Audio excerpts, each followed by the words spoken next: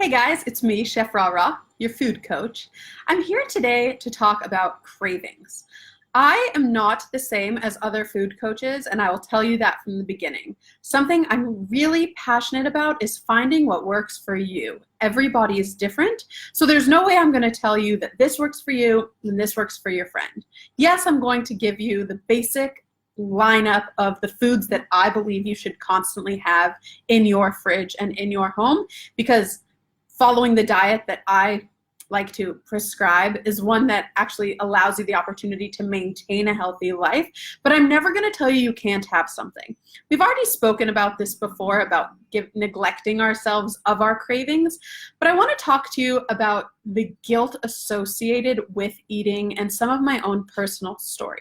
So first of all, if you have a craving for something, make sure you allow yourself the space to understand that that craving is coming from somewhere. If you're having that craving for more than 1 or 2 days, and therefore you feed it for more than 1 or 2 days, then I would say we have an issue, and that's something that we need to discuss.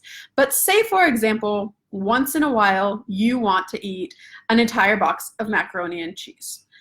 Allow yourself the space and kindness to let yourself do it. I'm going to give you a personal example. When I was in college about, 12 years ago or something like that, I had a craving for Chips Ahoy cookies.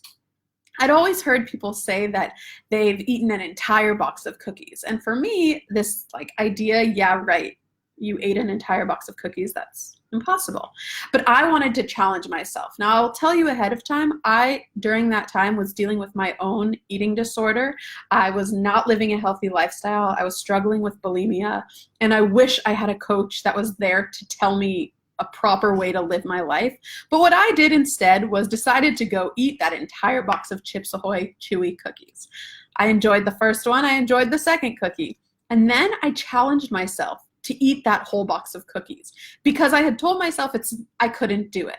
Okay, there's nothing healthy about this scenario except for the fact that after I finished an entire box of Chips Ahoy cookies and was sick, I never wanted to see another cookie again.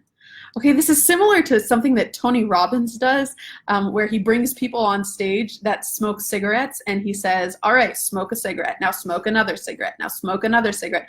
And he'll make them smoke an entire pack of cigarettes until they actually are physically sick and don't ever want to see a cigarette again. Sometimes, if that's what you need to do, then do it.